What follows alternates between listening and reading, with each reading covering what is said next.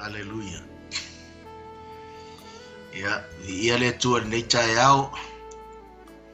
After tele lava i le lii, ia i le nei tai au fou o saunia mai mo i tātou lana whanau. O le tai au le lei, o le tai au manina, o le tai au tutoa. O le tai au le lei, o le tai au mata mo fie. Ia ua saunia le tua.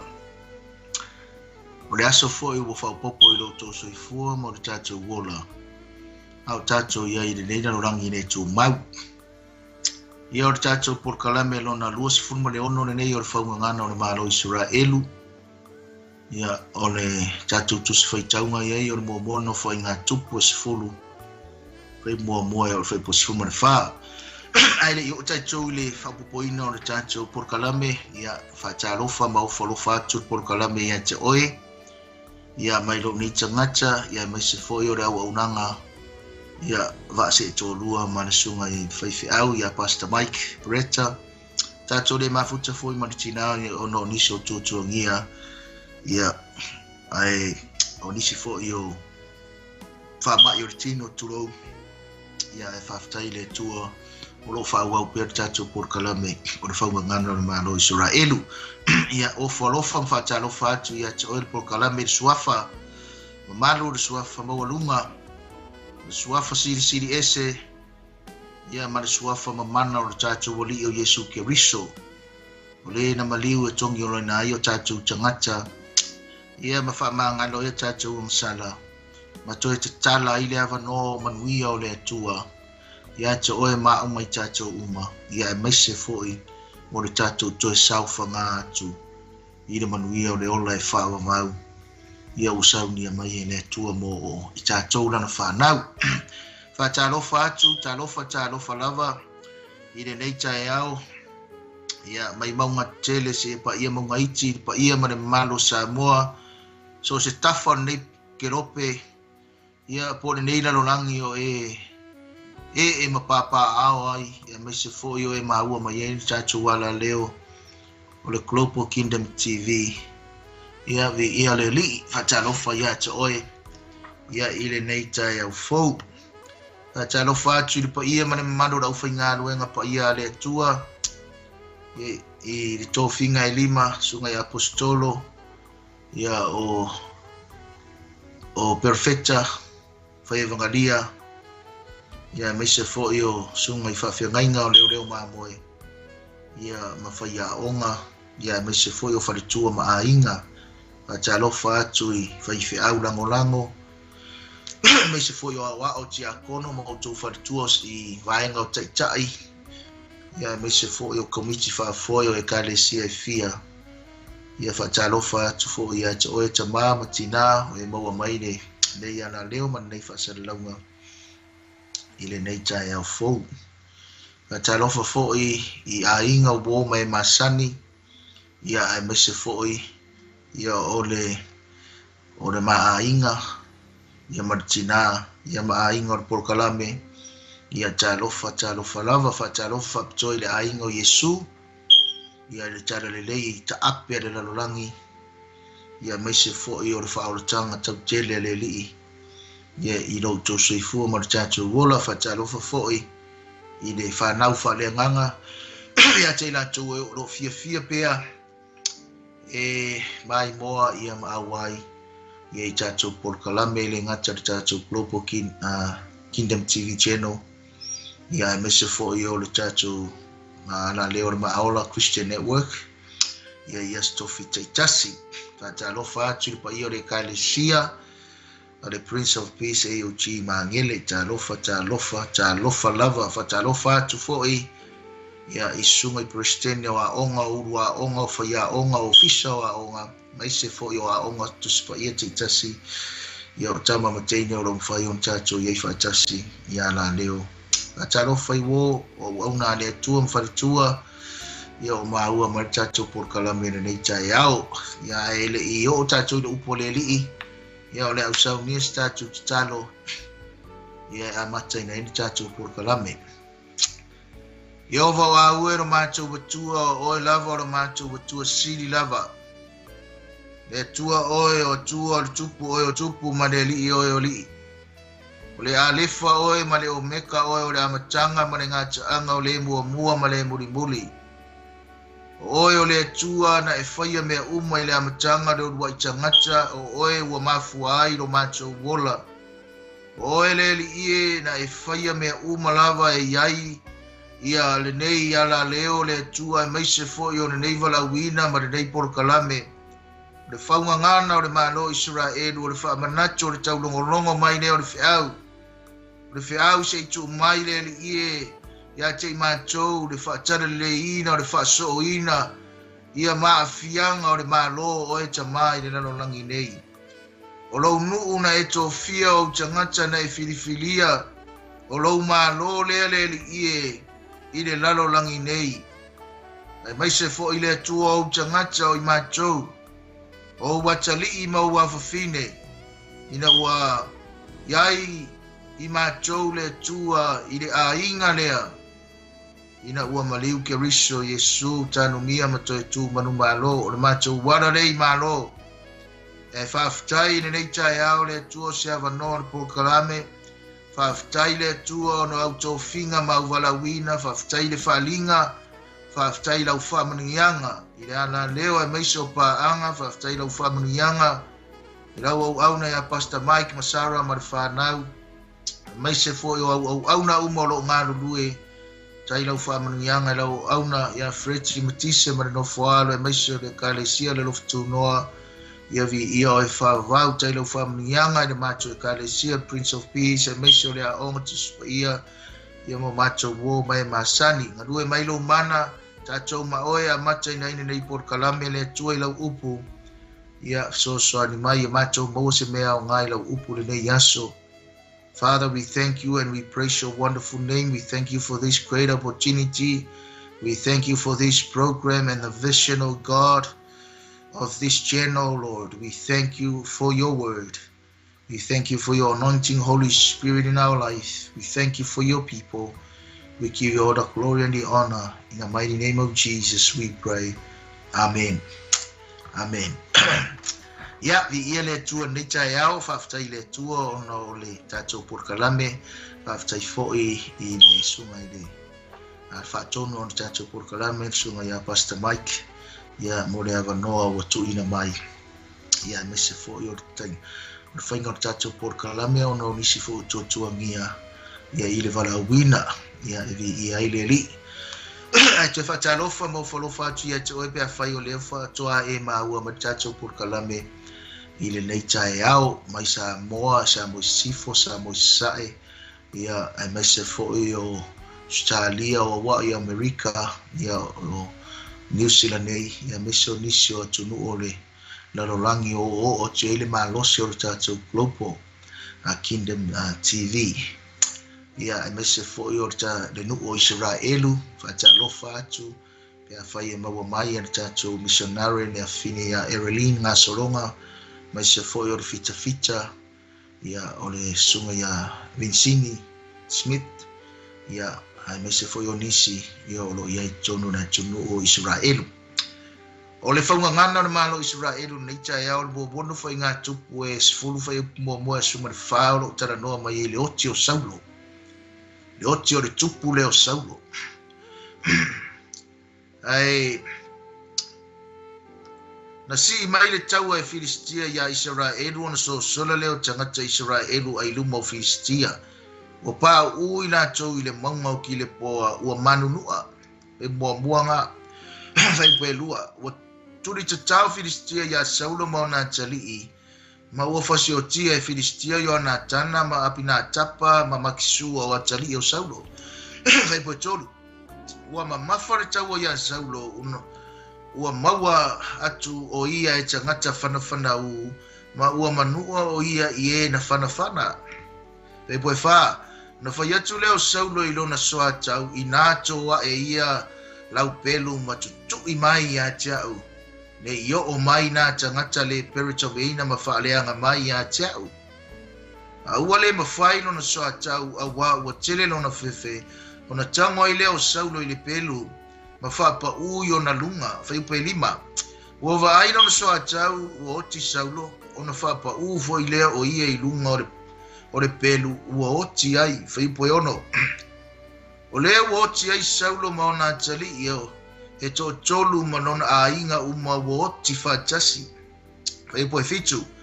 Ua vaai i tagata o Isaraelu uma asai le vanu ua sosola i latou ma ua oti saulo ma ona atali'i ona tia'i ai lea e i latou o latou a'ai ma sosola i latou ona o mai lea o Filistia manonofo ai faipoe valu.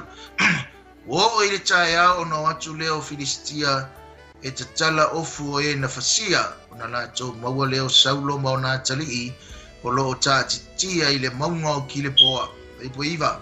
O latou tala e seina ona ofu ona latou ave ai lea o lona ulu ma ana aupenga ona latou tu'u savali ai lea i le nu'u o Filistia ia fa'atamilo ona tala'i iā latou tupua atoa ma le nu'u faipoe sefulu. Ua latou tu'u ona ofu tau i le fale o latou atua ma ua fa'amauina lona ulupo'o i le fale o takono faipoe sutasi. Ua fa'alogo iā pese kiliata uma i mea uma sa fai e Filistia iā saulo faipoe sefulua.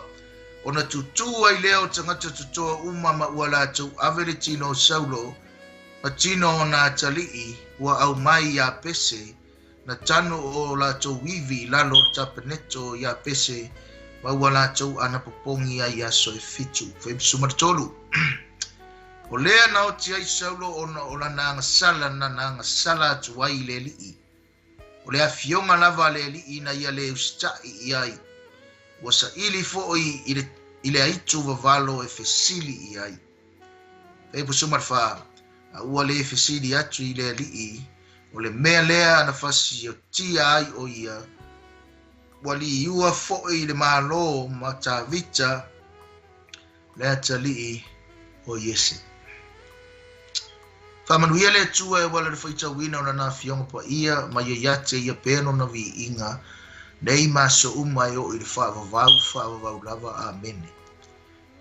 O le faugagana o le malo Isaraelu i lenei taeao o le tusi ua au mai mo le tatou polokalame lona 16 a 26 lenei.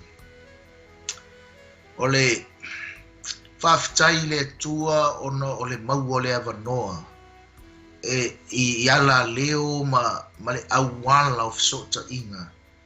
Ua o'o atu ai le upu o le atua i ate oe i lou maota ma lou lawa tono o lau ta'avale tono o lou falefaiga aluega po o le shopping center po o le maketi po o lalo se la'au po fea lava le mea gai tei ai. A le upu o le atua o le faugagana o le malo Isaraelu i lenei taeao ma lenei aso e tatou te va'ava'ai fa'atasi i ai i le tagata o saulo le agaleu a saulo e muamua le nofoa'iga tupu e 10. Ua lea ua fa'amatala mai e le tusitala lo nofoa'iga tupu ia le oti o saulo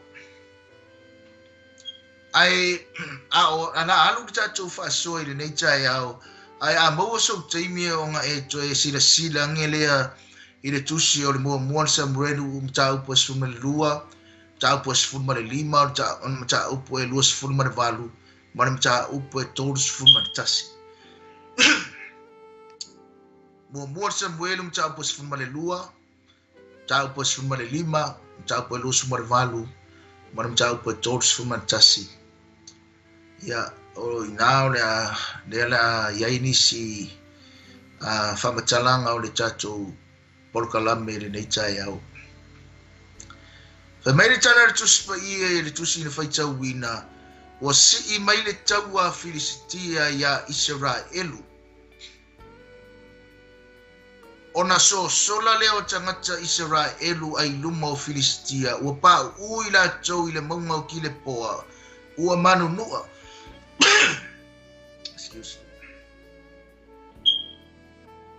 ua si'i mai le taua a le nu'u o Filistia ia Isaraelu. Ona sosola lea o Isaraelu ua pa'u'u i latou i le mauga o kilepoa ua manunua o le whaungangana o le malo Isaraelu, o le fesili, ai seare mea ua so la i le nuu i ngā ua si i mai le taua Filistia. O si i mai le taua Filistia, o na so la i le o le nuu, a le mea wa tupu i so la le nuu, ua pa ua manu nuu ai le maunga o Kirapoa. Saura i o le whai upelua, wa turi tau Filistia ia Saulo mauna tali ima ua fasiotia e Filistia o Ionatana ma apina tapa ma makisua o atali o Saulo.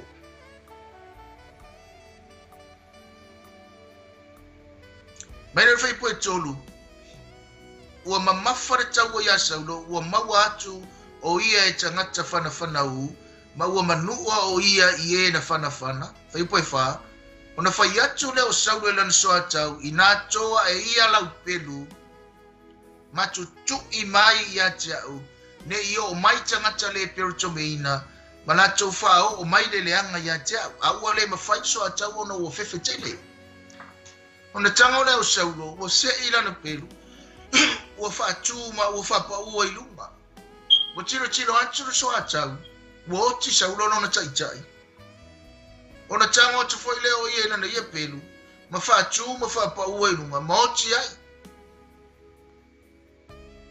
Nga sau ngā whai upu e lima, ma whai upu lai fitu, whai mai ua wa ai tangata o Isaraelu uma sai le vanu, bo so sola i la tau ma ua oti Saulo, ma ona tali i, ona tia i ai lea i la tau o la tau a ai ma so sola i la tau, ona o mai ai lea o Filistia, mano nofo ai. O i le tae au, ua toi ala usu Filistia, e te tala ofu e na fasia i le taua. Ona la tau maua i leo Saulo, ma ona tali i. Na tau tō e se ai leo le ulo o Saulo. O la tau ave maona ofu mana au, mea tau le maua i mua sa mbueru pe o whai atu. O la ko ako leo o wha tau, i le mea i ei tupua, ta la i le la tau muu. O le whaungangana o le malo Isaraelu le nei tae au mo i tātou. Leo li poki mai le ote o Saulo. Si i mai le taua a Filistia ia Isaraelu. So sola Isaraelu. Pau le maunga o Kirapoa. Wa manu nua. Onga fasi o tia la i o atali e tō tolu o le tangata leo Saulo. O Ionatana o apina tapa ma makisua. Oti atali o Saulo, oti Saulo, oti lang soa tau, oti matangata o lana au tau. Pa isi o manunua. O le ase awa onga le polokalame mo i tātou, whaungangana o le malo Isaraelu i lau sila malau mai moa, malau whaafafonga mai le nei tae au. Si mai le tau o so sola. O solo muli le nuu o le atua. Me mo mua nga. Ila ngona maritari tonunga o le nei vai tau o lo tele tau o lo tatu tau hina sa boa marisina mai boa mai marifafonga mai. O lo tele tau ai le nei la no rangi o tatu wola ai. Tua ia tau ai isia tunuu i fanga ma omu ma me whapenga, whioti tangata ma. Ao atunu le tātou te wauna iai, le atua, tātou wa lalam papa ao ai. O lo tele taua, tasi taua ngi usila, ia le foi mo wa ngi ainga. O le taua o le wha mai o le furu. Ao le taua le o si mai Filistia ia Isaraelu, o solo muli le nu o le atua. A tau le taua ai solo muli si au tau. O le ata lea ma le whailonga o le whaia ina o le au tau.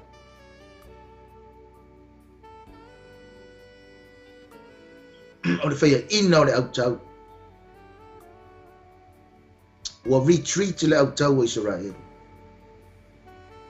The army of Israel retreat and go back. they go backwards. It's a sign of defeat or defeated. Wa toi lalu, wa faya ina. E langona por kalame or Faugagana o Malo Isaraelu le 𝚟𝚑𝚍𝚎𝚘. Fa pe na so ifuanga ma le olanga ne tatou te ola ma au nai. E te mi tatou te mo kako fe ngai mataua o tatou le mawhai ngā mo se malosi e koe alu ai luma le tangata a ua ngofo le tangata mangalo ai le tangata ngalo ai a tau le tangata a o vai le taua lea wa a maka o ngofo ma o solomuli wa o whaia ina e ere stay me e whapea taita o le mele wa ka whaia o le me sa o lea is just to have a rest, sit back and relax, and then not realizing that I am going backwards, meaning that I'm telling people I am being defeated. Pengane me o tupu ile nu'ule o Isaraelu, wo ngai tua, wo so sola tangata. They ran away. Wo so sola. Vai lá men tupu mo tangata e masola sola. E sola ai wanga pau. Pau wanga i le mango ki le poa, le nu'u le o Isaraelu, wa mafua mai, wa pau wa whaia ina, wa manu nu'a. Whapengane tangata e tō angai masola sola sa mua, e pau ro wa manua, wa iloa ngā wa whaia ina.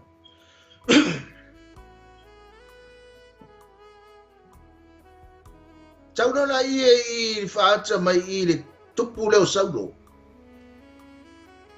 Me mua tupu leo saulo ua whioti o nā tali, whasiotia o nā tali, tō tolu. I o nā tana ap nā tapa ma makisua. Whioti o nā tali. Me nonga lua tupu lea ua manua. Ua manua le tupu o saulo. Ai te iloa e sa mua mara whafonga mai i le mea ngā mangua le tupu leo saulo. Ngā mangua i le au whangawhanga u. Le au whangawhanga u leo, le au sonka whangawhanga ua. E li whangasa o e sisi saulo. Ngā whai mei ngā whangawhanga u tangata ia.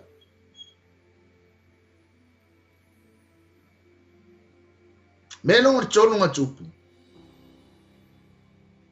Ua toe whasioki ai saulo. O ngā uwhai atu i lona soa tau. Ai musurong soa kau e whiwhi. Koe whasioki le saulo. Whasioki roe, meaning suicide, commit suicide. Koe whasioki e ai long soa kau ia ngā ia lava. Committed suicide again. It's ampera. Kele kakau pa u ele feoti. Koe uso kurola i o le nuo Filistia. E kalai ofo tangata ma mea le mau mai. Ai mau koe masaulo la pa u ele. O le mafua anga o le oti o saulo. Ngai sau I whai upu whai uanga iai. Whai upu su tolu. O lea na o tia I saulo o na ola na ngasala tua I le lii. O lea fionga lava le lii na ia le usiustai iai. O sa ili fo ile aitu wa valo e fesili iai. A ua le fesili atu I le lii. O le mea lea na fasi o tia ai o ia. O le whiau lea o te fia momori atu ia te oe wa o le tala lea wo whamatara tala atu. O le tala ngai le mua le nofo inga tupu sifuru fe mua sifuru ma le wha. O le mafua anga o le oti o saulo. Ma mea na tutupu I le oti o saulo. Me mua nga mafua I le oti o saulo. Mafua mai o na le angasala na angasala ai le lii. ona ua lē fa'alogo I le afioga le ali'i. Lua, ua oti saulo e mafua mai, ona ua sa'ili I le taulā itu, ai lē sa'ili I le ali'i. Me langa le te fia whaamamafa I le talanoa le Faugagana o le Malo Isaraelu nei taia. Mana tua sa moa o le tupu leo saulo, na mana na o le nuu o Isaraelu e whaisela tau tupu pai o isi nuu. Na taua mo ma taua nau I le nuu le tua, ina e whaisela tau tupu. Whai mena le tua I le tusira mo mosa muelu le te whai atua I. Mai no le tua. Wa lelei, Isaraelu wa lelei. Ai a fai tau te whaalongo I le afionga le ali'i ma o tau tausi I polo a inga le ali'i. Whaatasi ai malo o tau tupu. Ona maua le o tau o le manuia. Ona whaamanuia le o le atua I ate o tau. Ona iai pere o le atua ma o tau. Ai a fai Isaraelu, ai a fai.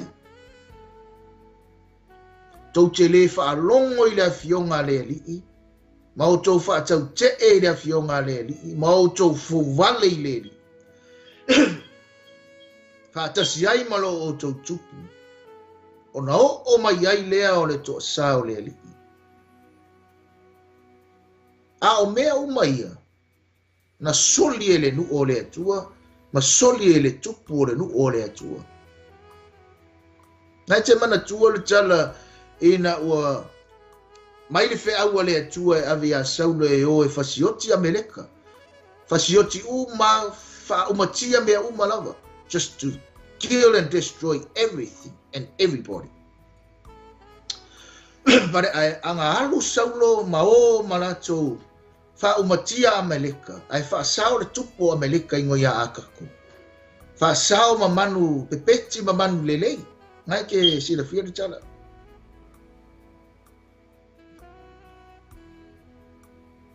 O le mea la wa tupu ya saulo.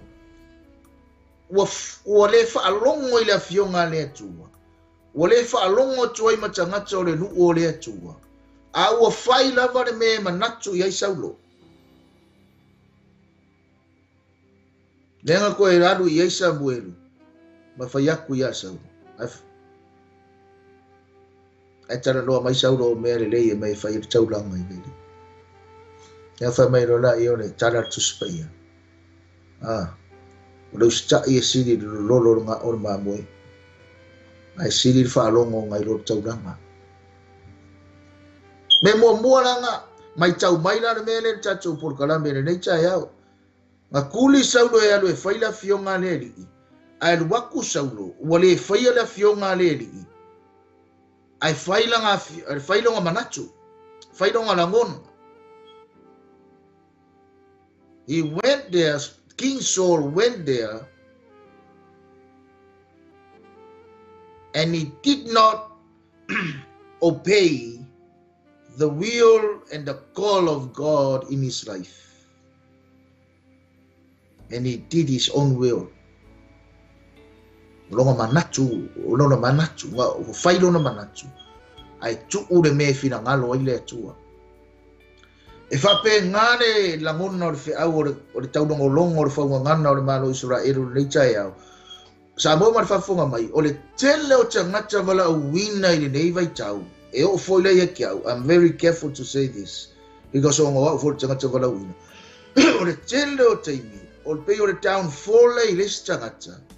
Ma vea I ma mea o la whaafita uli ai le tangata. Ma ua maasangi I le tangata wala wina.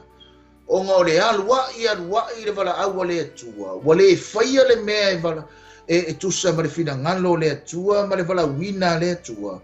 A ua whai lawa le mea manatu I le tangata. Whapengare mea nkupu ya sangu. O whai lawa le mea manatu I o ia. Ai le whaingo fie I le atua sa moa ma le whafonga mai. E le whaingo fie I le atua le tangata le usitai. E le whaingo fie I le atua le tangata le whaalongo. e ke o e whapea mai. Pastor, e ai koe sui angena ukala e whaingo fia I le atua.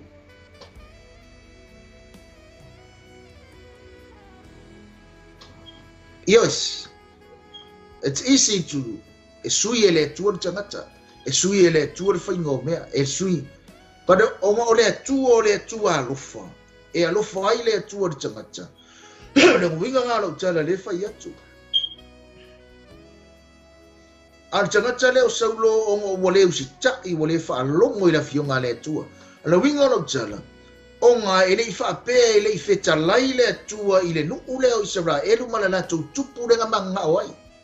Leo o umango whai atua I le muana le Samuelu. A whai tau te whaalongo I le a fionga le alii. Whaatasi ai malo o tau tupu. Ai a whai tau te le whaalongo I le a fionga le alii. Ma tau fo wale I le fionga le alii. Malo whaatasi malo tau tupu. Adea. O le si awa o ngā I e Faugagana o le Malo Isaraelu mo I tātou. E au mai whaapea, o le maa ngaia I o se mea, e whai matofia, I lunga o le filifilinga, ma le vala uwina, ma le tofinga le atua, ai le tofinga tangata. A wa a tofia tangata, e wha tangata, ai a tofia le atua, I le vala uwina le atua, e wha le atua. Ma waira le tofia tangata. O rea e whaatangata le mawhauwhau o le tupu. Me longa lua o le tātou teimi, me longa lua le tupu rea. Inga wo oti Samuelu, wo le sa ili I le li, au sa ili le taula itu. O ka ngaka wo kure le tupu tangata, o e su e mese kaula iku, wo fesili la le taula itu. Wo fesili le itu vavalo, le fafine le itu vavalo, au le fesili le atua. Me mua o le whaalongo I le fionga le atua. O le whaia le fionga le atua. Me longa lua, o le fesili le atua. Au o fesili le kaurai, oka e. Me whaingo fie le mea koe ngā me wapu. Boa makwale ai se atua I le tangata o sauro maranga I ka inga. Mora I se atua. Ar tangata lava. O umang whai le manato o le tangata, mo koe sa ili I le tangata, koe sa ili I le itu o valo. Taula itu. Awa le sa ili le itu. Sa mo man whafonga mai. Whainga tātere tangata I le iloa sa ili le itu. Whainga tātere tangata I le whaalongo ma le usta I le fionga le atua. A le wo o mai le oti. O le mafuanga lea. O le afianga o lana whanau.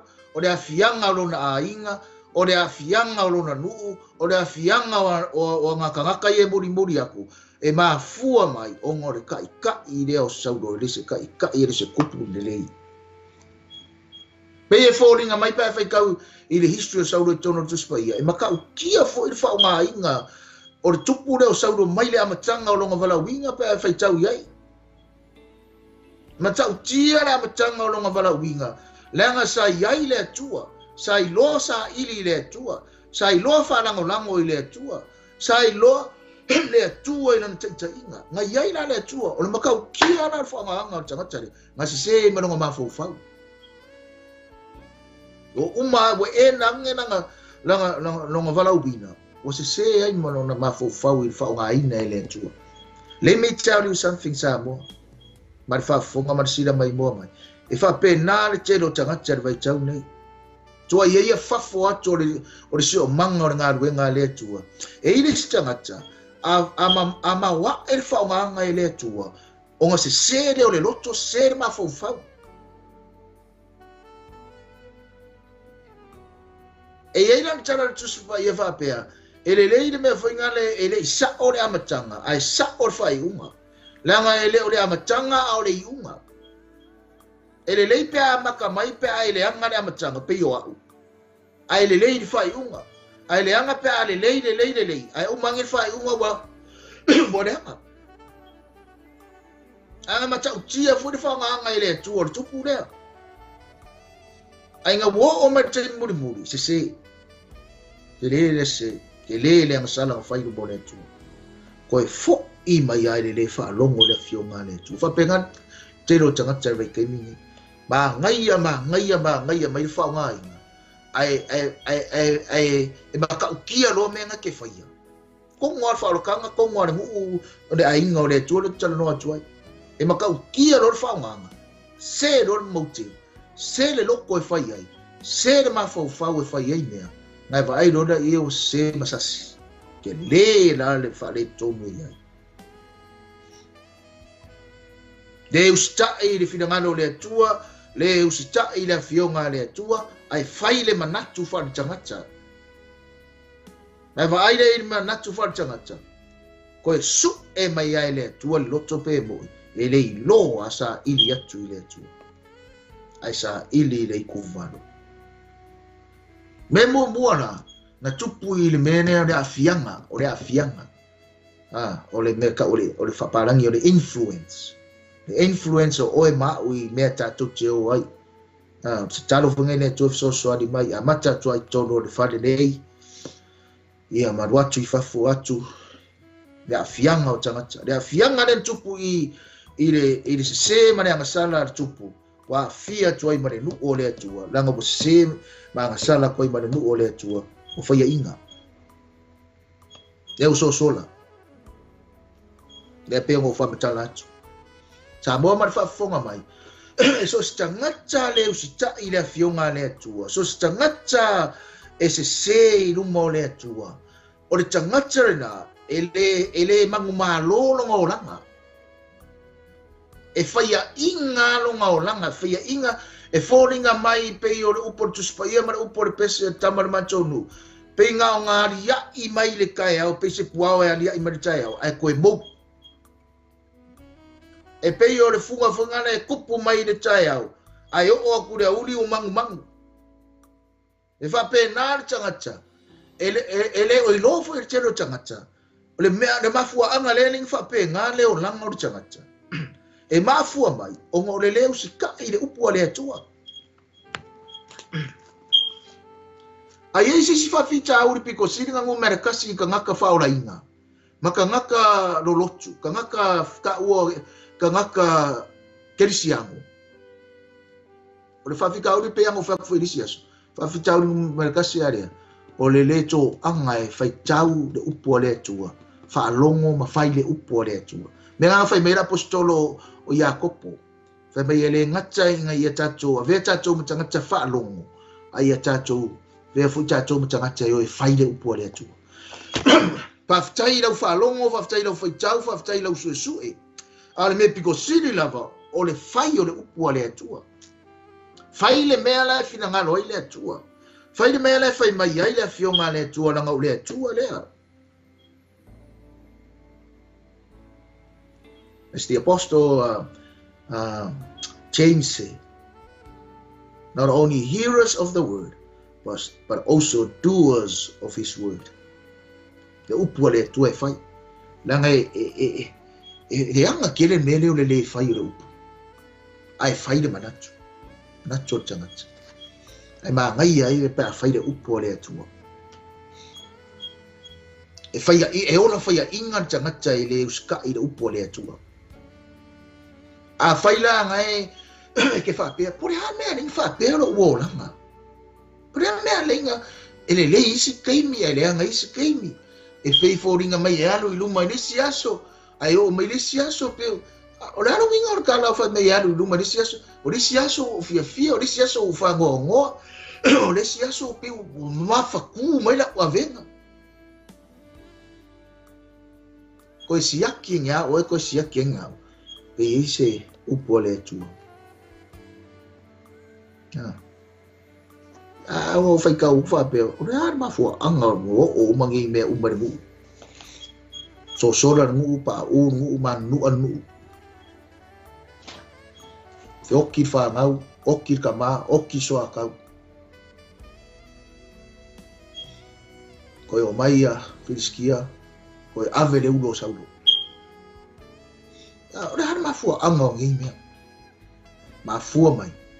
o le leu ska ia sko ingo saulo na nen ka mai o i rumar kuse Samuel o langa ngasala na fa mai wa oti ona o lana ngasala na anga sala ai le li ma ua ia sa ili fo o ile aitu taua na aitu mano aua le iloa sa ili le li nei kua le history mea lau o tutupu mai me i le taimi ora nofo ai ngā tupu e mafua mai o ngolanga leu stai ma le whaalongo o le sa ili le li mafua ai ngā o mea umai hallelujah me mo mua tangata e ang sala i lumo le li o le tangata whaia inga lua o le tangata e le leile ia pe ale malosi ia ai malor ka e se se lumo le li e unga pa u le ele pa u le ele inga pa u le taua ai so se keime ki whaia inga ai e ke whaalongo aku wa e toi lalo popo ma fua mai sea o ngā wareu stai na fionga le atua menonga lua mangua ba ua manua ka koula e kasi aska mai kala mangua ele aska mai kala manua ma fua sea ele o lava ma losi le upu ska mai whaiako askala ska mai whaiako ar kausua lea ska mai whaiako fo iar whaifeau ska mai whaiako ar tama martina ska mai whaiako ar kai ore ainga kai oro whawhenga wenga kei aero wika kei aero whaali hai sea ele o lava le upu ka kou ke ola ai ka kou ke malosi ai pa ure ele o manua fasiokia fasioti whanau kai mira o whenga inga tuai kaua rea tai mira whenga inga whaupe a kuku mai e apalai mai a kako kai mira ngai a whapere o kei ana whangau rea toi siaki ange nanga o kako kaua i whare anganga a whaila ele o malo losi nanga lo whanau a whaila ele o malo losi lau whanau i le li koe siaki ange ana o langa whare anganga koe siaki ange oe koe siaki ange tātou o langa whare anganga yoti whare anganga tau ia saulo malang soa kau bawaila i le mena tupu ia saulo le whai o lona loto ai tuu whina ngalo le atua bawai i le mena ngalua lea mo sau i ngā mangu au saulo ai kei loa me ngā mangu ai saulo sa mo man whafunga mai pe ngau whaia ngā mangu ai lau whanga whanga so o ngā whanga te roa tangata e leo sta i whina ngalo le atua ma le uska i le afionga le atua ma le sa ili le atua ke ia e lo mangu ange se mea e kama ia nga so nga whanga kua ke ia e do waruange se mea ke ia re kūre u ia oe pe kūre u ia ma fua mei sea ke do uskai ke do whalongo ke do rosa ili le li a ke ira wa kūre u ia ka ika ma ke ia re waka mena kupure ia saulo inga wa kūele u o fioki ai fai aku dang so akau se i faku mana se i lau peru faku mai se kuku i mai ki au nangi ki o mai dau le per ko minga o mai tangata o woki yang kangora yo ko fasioti tapi ngama mo tangata le usta i le fionga le tua ma le sa ili le tua e maua lo o e maua e le kire kangola fasioki o se peru peo sauro ai maua lo e maua ia ka ko fiki lo fiki vai dai le ka fam kala ku mele e fiki e fare nga ne ku fa ko e fiki e o nga kangola fa nga ka we okay I'm done I'm finished I'm not going to go anywhere I'm not going to serve anything. I'm Oma. Uma ngā loku, uma ngā mara uinga, uma ngā la leo, uma kangwa e whaamuka, I'm done, I'm finished, no more. Wa foi umangua. Adela fai ku foi lang soa ka we kangwe. E fa o mai leo kia ngai. Ma vai na risia fianga influence. Nga ngai loa soa ka o pule lang kai ka ide ola. Pule lo foi mga yero ngo. Ele sia fianga de lei. Nga ngai loa pule lo kai ka. Pule lo foi mga yero ngo. Mene fai cheche ya fai cheche foi chacho fai cheche au cheche inga fai cheche foi oi lau cheche inga nango me fai ya o me foi ngai fai changa muri mai o me foi fai oi o me foi ngai fai changa muri atu ya che oi. I'm very careful, I'm saying this. Tau dore vai ngaburi vai ngaburi chacho tautu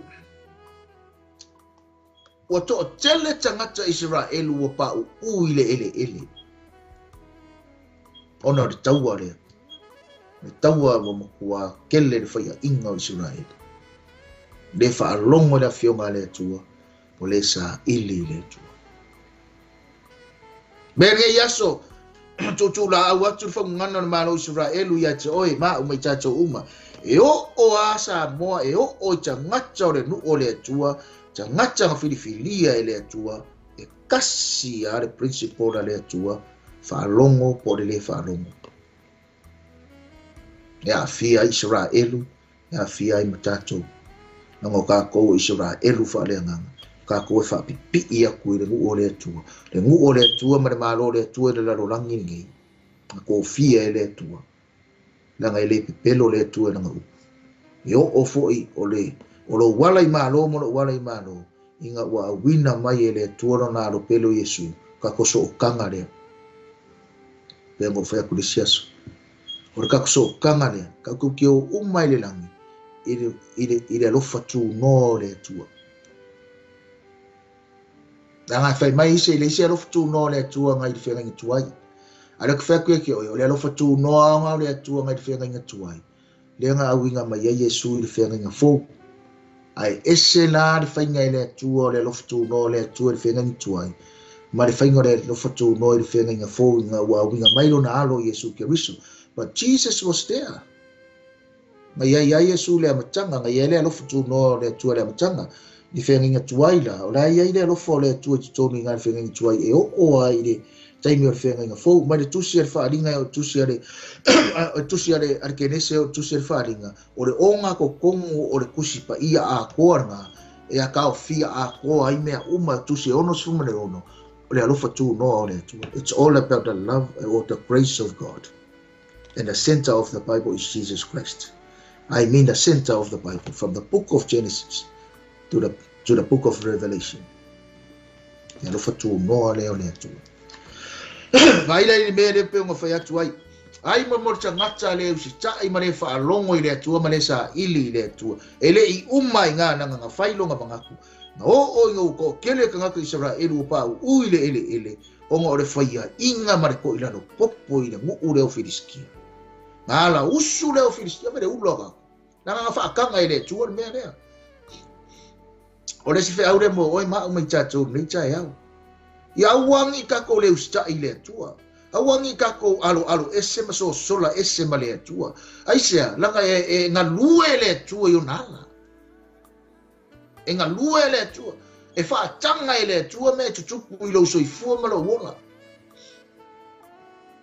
to kele la tanga chapa u usuro fiskier kaya e o e kalai la ko ofu kala le tu spaire o mo fai ka ai mo ko masauro vai la o e mena na fai u chacho por kala mena chaya kama mo ko so tu lo wa na upo le tua ngala ko ave ese do ngulu ma ese do ngulu ai le ave se o ofuma manga me tau ave ese do ngulu e o mala ko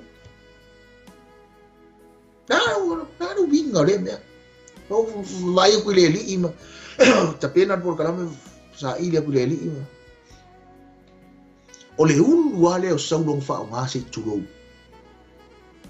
Whaonga ai longa iloa, whaonga longa poko, whaonga longa akamai, whaonga longa leva, whaonga longa ai ko mai ngeia, o yo ko ke la iki o se o ngā loko se o ngā kan ko o ngeia whaonga o le ulua leo sau turo o le ulua lea sa whaonga i ona manatu whaonga i ona ngonga whaonga i le mea lai sa o yanga ia ai ku ai le finga ngalo le atua lea la wo e ulu na sau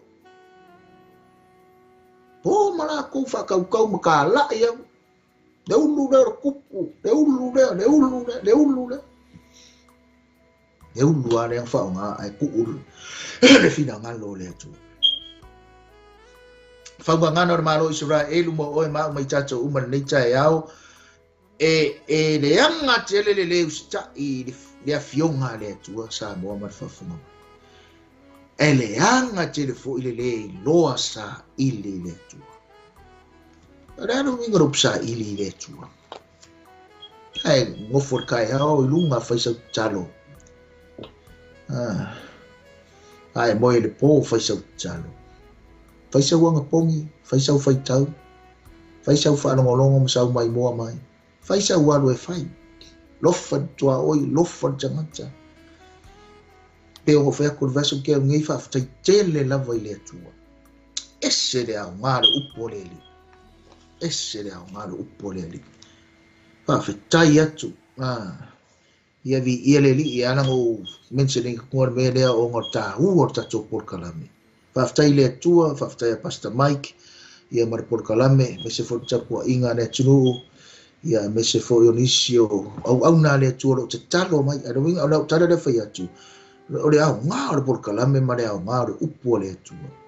Le au ngā o upo le atua, vasa te atu nei. Whaftai le atua inga ua umo le porkalame. Ese le anga le leo le atua sia whanau. Sia ma whanau whanau.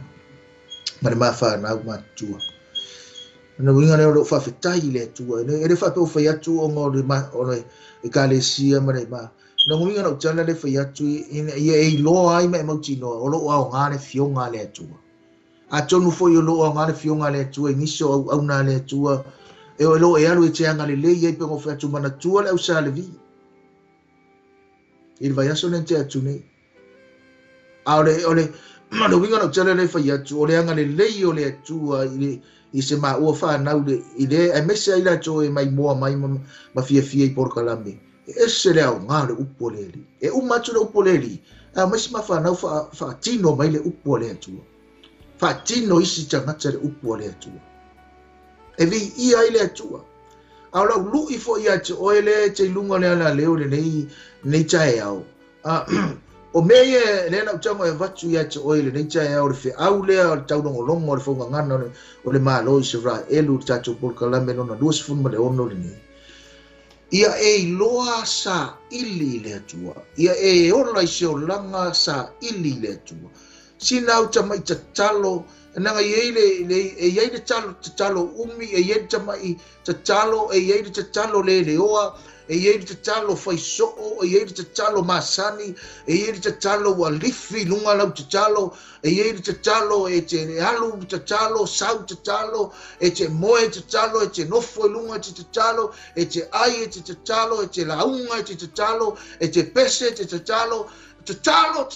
talo. Ia faile te talo mau soifuanga Yesu. That prayer is your lifestyle or be your lifestyle every day. That means you are connected to God. We are connecting to God. Partnership with God.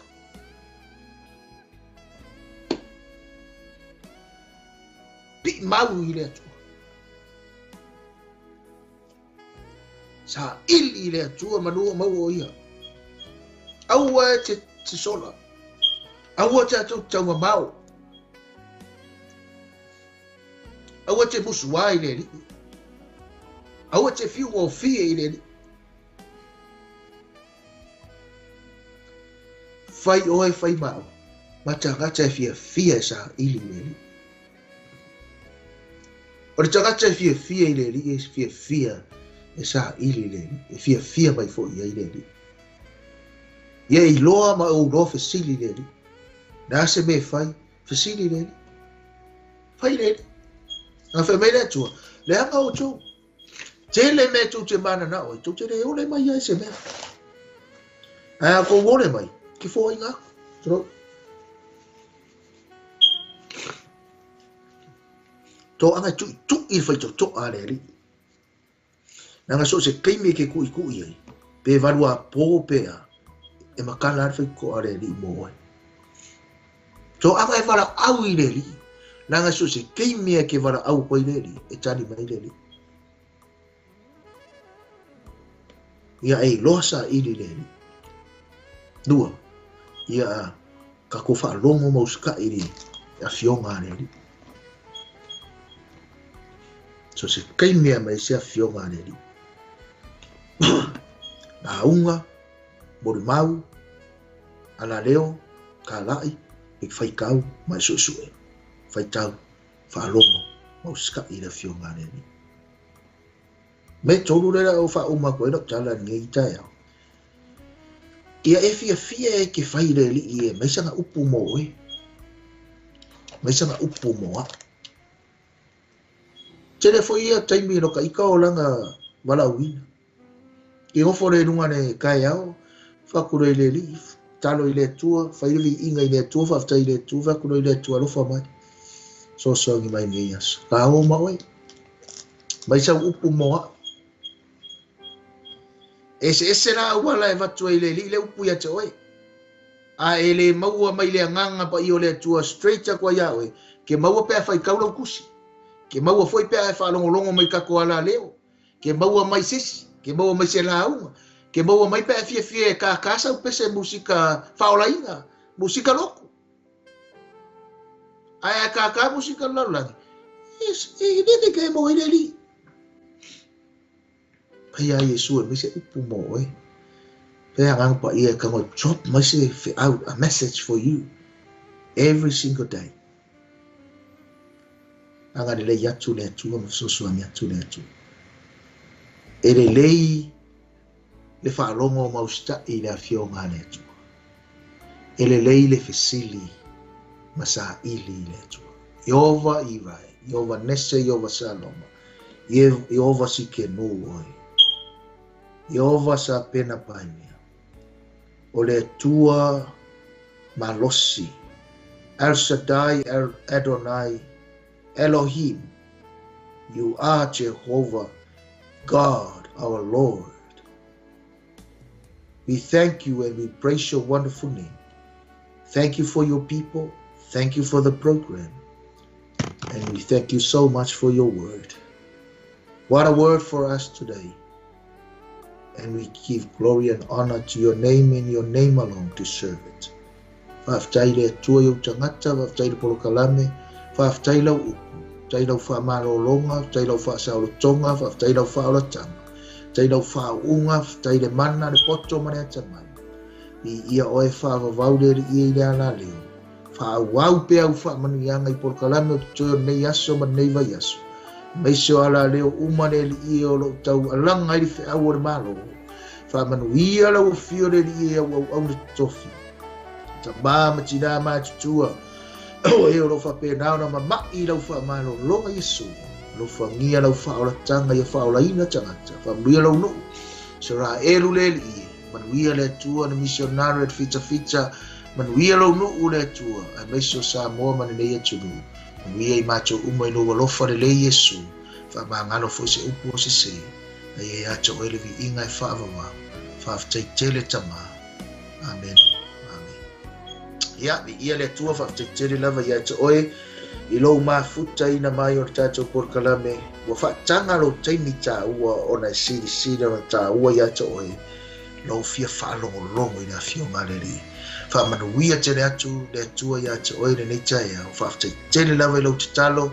tai lo komeni mai o lo whaasoa mai ia whaftai foi i lo awai mai ia manuia tele oe malau a inga manuia oe malau o langa manuia oe malau walauina manuia oe malau waso malau neiva yaso tatou toi fei loa i le vai aso mua mua i le alofa ma le agalelei o le atua alofa tele atu i maua mai matou uma ia te oe i le suafa mamalu Iesu le tatou wali.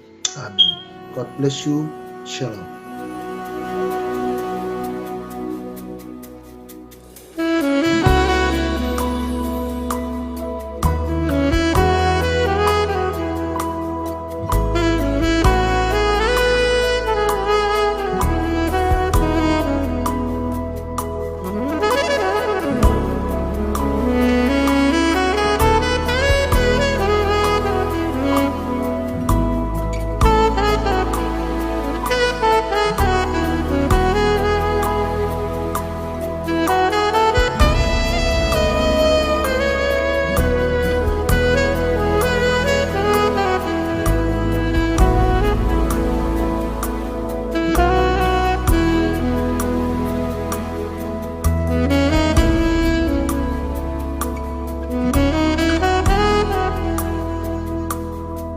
Mm-hmm.